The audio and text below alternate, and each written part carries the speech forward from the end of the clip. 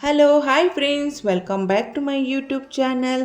ಇವತ್ತಿನ ವಿಡಿಯೋದಲ್ಲಿ ಚರ್ಮ ಕಪ್ಪಾಗಲು ಪಿಗ್ಮೆಂಟೇಷನ್ ಪ್ರಾಬ್ಲಮ್ ಯಾಕೆ ಪ್ರೆಗ್ನೆನ್ಸಿ ಸಮಯದಲ್ಲಿ ಕಾಣಿಸಿಕೊಳ್ಳುತ್ತದೆ ಎನ್ನುವುದರ ಕುರಿತು ಮಾಹಿತಿಯನ್ನು ಕೊಡ್ತೀನಿ.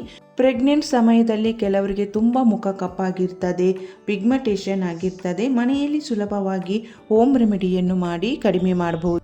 ವಿಡಿಯೋ ಸ್ಕಿಪ್ ಮಾಡದೆ ಕೊನೆಯವರೆಗೆ ನೋಡಿ. ವಿಡಿಯೋ ಇಷ್ಟ ಆದರೆ ಲೈಕ್ ಮಾಡೋದನ್ನು ಮರಿಬೇಡಿ. ಚಾನಲನ್ನು ಸಬ್ಸ್ಕ್ರೈಬ್ ಮಾಡದೆ ಹೊಸಬರು ವಿಡಿಯೋ ನೋಡ್ತಾ ಇದ್ದರೆ ಚಾನಲನ್ನು ಸಬ್ಸ್ಕ್ರೈಬ್ ಮಾಡಿ. ಯಾಕೆ ಪ್ರೆಗ್ನೆನ್ಸಿ ಸಮಯದಲ್ಲಿ ಗರ್ಭಿಣಿಯರ ಚರ್ಮ ಕಪ್ಪಾಗುವುದಕ್ಕೆ ಸ್ಟಾರ್ಟ್ ಆಗ್ತದೆ? ಪಿಗ್ಮೆಂಟೇಷನ್ ಪ್ರಾಬ್ಲಮ್ ಯಾಕೆ ಕಾಣಿಸಿಕೊಳ್ಳುತ್ತದೆ ತಿಳಿದುಕೊಳ್ಳೋಣ. ಪ್ರೆಗ್ನೆಂಟ್ ಸಮಯದಲ್ಲಿ ಹಾರ್ಮೋನ್ ಲೆವೆಲ್ ಜಾಸ್ತಿ ಆಗುವುದರಿಂದ ಹಾಗೆ ಮೆಲನಿನ್ ಉತ್ಪತ್ತಿ ಜಾಸ್ತಿ ಆಗುವುದರಿಂದ ಗರ್ಭಿಣಿ ಸ್ತ್ರೀಯರ ಚರ್ಮ ಕಪ್ಪಾಗುತ್ತದೆ. ಹಾಗೆ ಪಿಗ್ಮೆಂಟೇಷನ್ ಪ್ರಾಬ್ಲಮ್ ಕಾಣಿಸಿಕೊಳ್ಳುತ್ತಾ ಇರುತ್ತದೆ. ಹಾರ್ಮೋನ್ ಬದಲಾವಣೆ ಪ್ರಮುಖವಾದ ಕಾರಣ. ಕಪ್ಪು ಕಲೆ ಮತ್ತು ಪಿಗ್ಮೆಂಟೇಷನ್ ಆಗಲು ಇದು ಪ್ರಮುಖವಾದ ಕಾರಣ ಅಂತಲೇ ಹೇಳ್ಬೋದು. ಪ್ರೆಗ್ನೆಂಟ್ ಸಮಯದಲ್ಲಿ ಗರ್ಭಿಣಿ ಮಹಿಳೆಯರ ಸ್ಕಿನ್ ಡಾರ್ಕ್ ಆಗುವುದಕ್ಕೆ ಸಾಮಾನ್ಯವಾಗಿ ನೋಡಿದಾಗ ಪ್ರೆಗ್ನೆಂಟ್ ಮಹಿಳೆಯರ ಮುಖದ ಕೆನ್ನೆಯ ಭಾಗದಲ್ಲಿ ಬ್ಲ್ಯಾಕ್ ಪ್ಯಾಚಸ್ ಬರುವುದು ಆಗಿರಬಹುದು. ಹಾಗೆಯೇ ಬಾಯಿಯ ಸುತ್ತಲೂ ಕಪ್ಪಾಗುವುದು ಆಗಿರಬಹುದು. ಹಾಗೆಯೇ ಹಣೆಯ ಮೇಲೆ ಕಪ್ಪಾಗುವುದು ಆಗಿರಬಹುದು. ಕುತ್ತಿಗೆಯ ಭಾಗ ಕಪ್ಪಾಗುವುದು, ಹಾಗೆ ಬ್ರೆಸ್ಟ್ನ ಏರಿಯಾ ಕಪ್ಪಾಗುವುದು, ಹಾಗೆಯೇ ಅಂಡರ್ ಆರ್ಮ್ಸ್ ಪ್ರೈವೇಟ್ ಪಾರ್ಟ್ ಕಪ್ಪಾಗಿರುವುದು ಆಗಿರಬಹುದು. ಪ್ರೆಗ್ನೆಂಟ್ ಸಮಯದಲ್ಲಿ ಕಾಮನ್ ಅಂತಲೇ ಹೇಳಬಹುದು.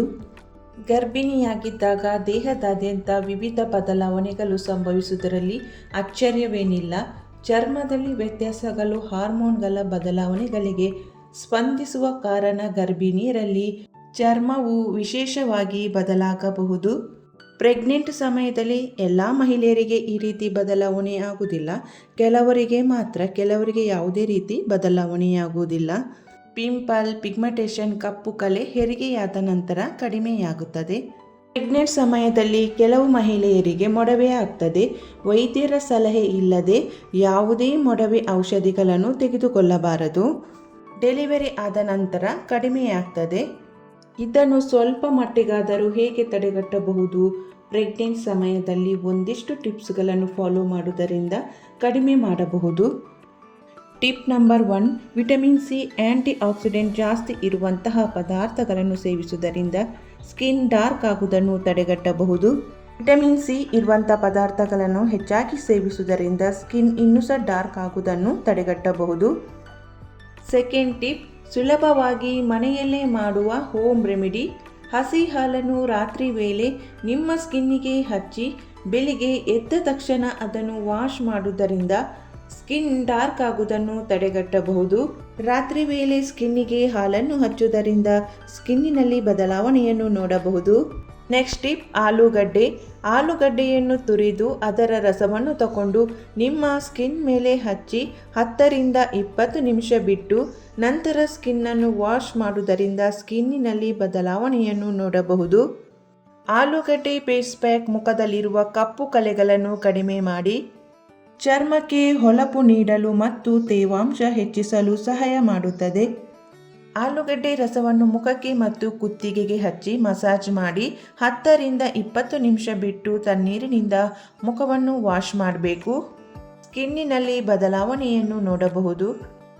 ನೆಕ್ಸ್ಟ್ ಟಿಪ್, ಟೊಮೆಟೊ ಜ್ಯೂಸನ್ನು ಮೊಸರಿನೊಂದಿಗೆ ಮಿಕ್ಸ್ ಮಾಡಿ 1 ಚಿಟಿಕೆ ಅರಿಶಿನ ಬೆರೆಸಿ ಅದನ್ನು ಫೇಸ್ ಪ್ಯಾಕ್ ಥರ ಹಚ್ಚಿ 10ರಿಂದ 20 ನಿಮಿಷ ಬಿಟ್ಟು ನಂತರ ವಾಶ್ ಮಾಡೋದ್ರಿಂದ ಸ್ಕಿನ್ನಿನಲ್ಲಿ ಬದಲಾವಣೆಯನ್ನು ನೋಡಬಹುದು. ಟೊಮೆಟೊ ಮತ್ತು ಮೊಸರು ಫೇಸ್ ಪ್ಯಾಕ್ ಇದು ತ್ವಚೆಯ ಹೊಳಪನ್ನು ಹೆಚ್ಚಿಸುತ್ತದೆ. ಈ ಫೇಸ್ ಪ್ಯಾಕ್ ಮೊಡವೆಗಳನ್ನು ಕಡಿಮೆ ಮಾಡಲು ಉತ್ತಮವಾಗಿದೆ. ಸನ್ ಟ್ಯಾನ್ ಅನ್ನು ಕಡಿಮೆ ಮಾಡುತ್ತದೆ. ಈ ಫೇಸ್ ಪ್ಯಾಕನ್ನು ಮುಖ ಮತ್ತು ಕುತ್ತಿಗೆಗೆ ಹಚ್ಚಿ 10ರಿಂದ 20 ನಿಮಿಷ ಬಿಟ್ಟು ನಂತರ ತಣ್ಣೀರಿನಿಂದ ಮುಖವನ್ನು ವಾಶ್ ಮಾಡಬೇಕು. ಈ ಫೇಸ್ ಪ್ಯಾಕನ್ನು ಮುಖಕ್ಕೆ ಹಚ್ಚುವುದರಿಂದ ನೈಸರ್ಗಿಕವಾಗಿ ಮುಖಕ್ಕೆ ಹೊಳಪನ್ನು ನೀಡುತ್ತದೆ. ಟ್ಯಾನಿಂಗ್, ಮೊಡವೆಗಳನ್ನು ಇದು ಕಡಿಮೆ ಮಾಡುತ್ತದೆ. ಪ್ರೆಗ್ನೆಂಟ್ ಸಮಯದಲ್ಲಿ ಸ್ಕಿನ್ನಲ್ಲಿ ಪಿಗ್ಮೆಂಟೇಷನ್, ಸ್ಕಿನ್ ಡಾರ್ಕ್ ಆಗಿರ್ತದೆ. ಬ್ರೈಟನಿಂಗ್ ಕ್ರೀಮ್ಗಳನ್ನು ಸ್ಕಿನ್ನಿಗೆ ಹಚ್ಚಬಾರ್ದು. ಇದರಲ್ಲಿ ತುಂಬಾ ಕೆಮಿಕಲ್ ಇರೋದ್ರಿಂದ ಕ್ರೀಮ್ಗಳನ್ನು ಡಾಕ್ಟರ್ ಹತ್ತಿರ ಕೇಳದೆ ನೀವು ಹಚ್ಚಬಾರದು, ಇದರಿಂದ ತೊಂದರೆಯಾಗಬಹುದು. ಕೇಳದೆ ನೀವು ಕ್ರೀಮ್ಗಳನ್ನು ಹಚ್ಚುವುದರಿಂದ ಮಗುವಿನ ಮೇಲೆ ಪರಿಣಾಮ ಬೀರಬಹುದು.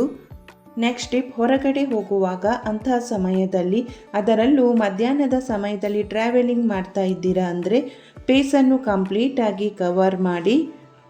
ನೆಕ್ಸ್ಟ್ ಟಿಪ್, ಕಡಲೆ ಹಿಟ್ಟು ಮತ್ತು ಮೊಸರು.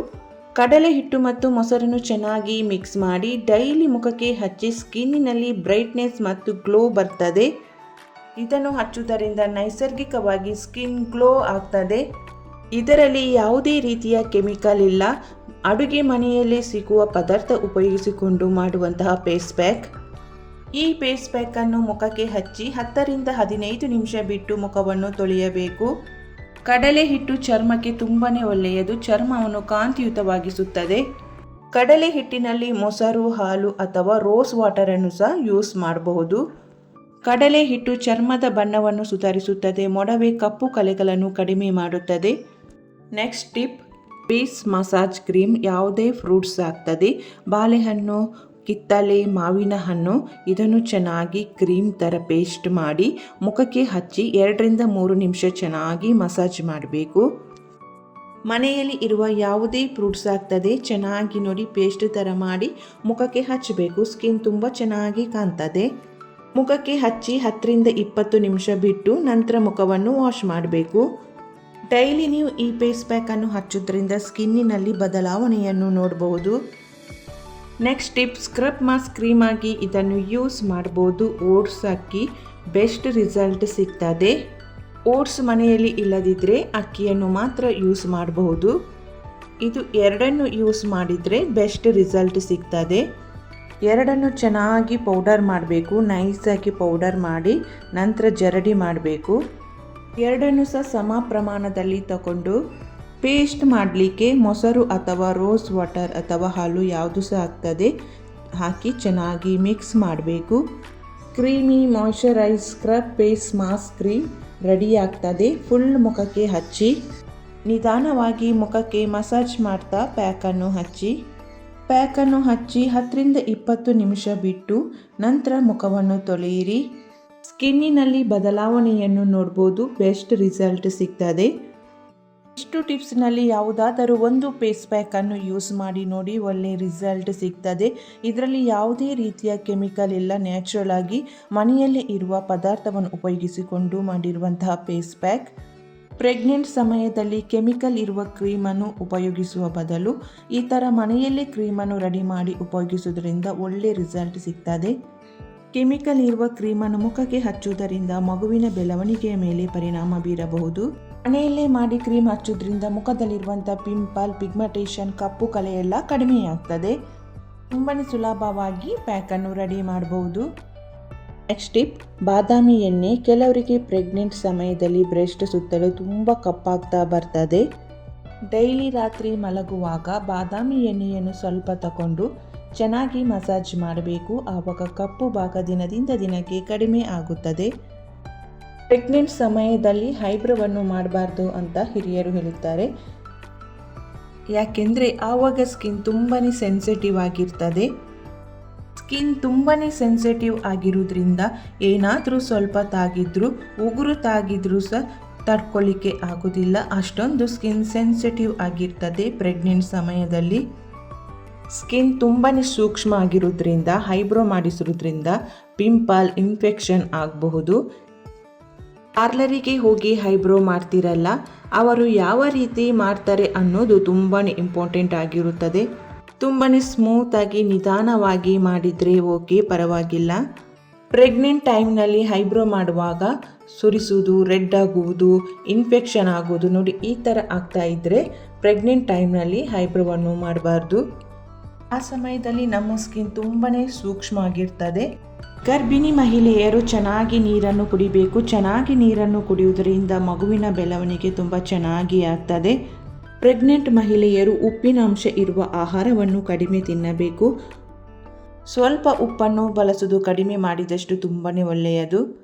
ಪ್ರೆಗ್ನೆಂಟ್ ಸಮಯದಲ್ಲಿ ಚರ್ಮ ಕಪ್ಪಾಗುವುದು, ಪಿಂಪಲ್, ಪಿಗ್ಮೆಂಟೇಷನ್ ಸಮಸ್ಯೆಗೆ ಮನೆಯಲ್ಲೇ ಇರುವಂಥ ಪದಾರ್ಥವನ್ನು ಉಪಯೋಗಿಸಿಕೊಂಡು ಹೋಮ್ ರೆಮಿಡಿಯನ್ನು ಮಾಡಿ ಕಡಿಮೆ ಮಾಡಬಹುದು.